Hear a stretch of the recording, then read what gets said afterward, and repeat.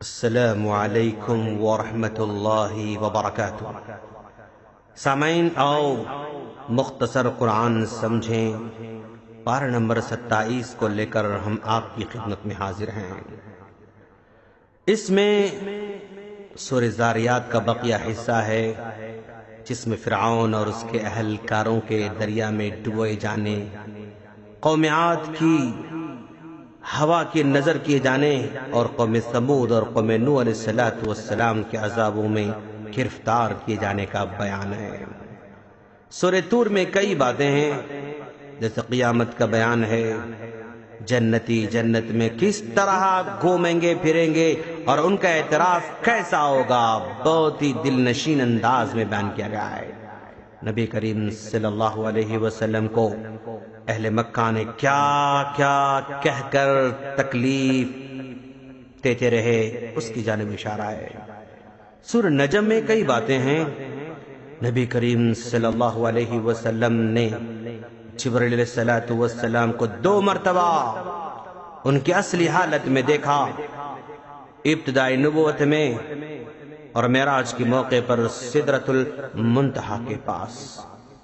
انسان کی کوشش رائگان نہیں جاتی ہے، شرط یہ ہے کہ وہ اپنی کوشش میں مخلص ہو۔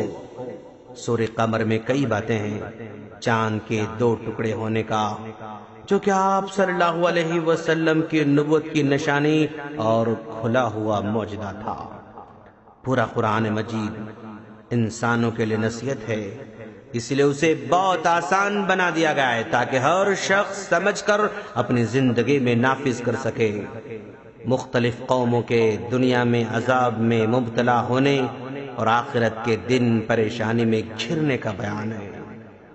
سورہ رحمان میں کئی باتیں ہیں۔ قیامت کے دن حساب و کتاب کے لیے ترازو قائم کیا جائے گا۔ اللہ تعالیٰ نے انسانوں کو دنیا میں بے شمار نعمتیں دے رکھی ہیں، اچھے لوگوں کو آخرت میں مختلف نعمتوں سے نوازے گا۔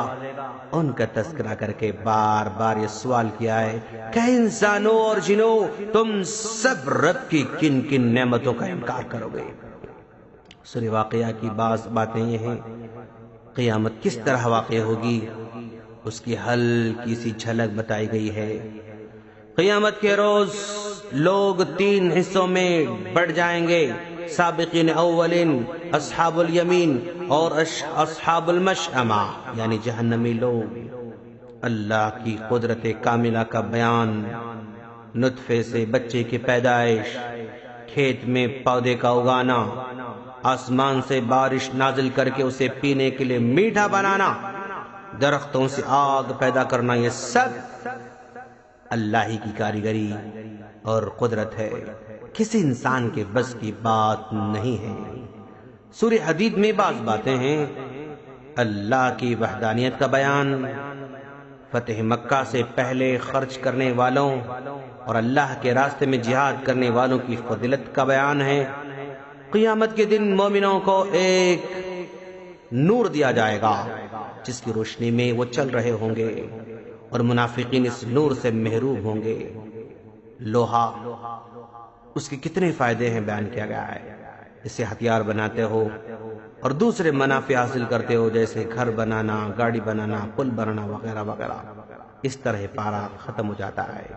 ہم اللہ سے دعا کرتے ہیں کہ اللہ تعالی ہم تمام کو قرآن مجید کو صحیح طور پر سمجھ کر اس پر عمل کی توفیق عطا فرمائے، آمین۔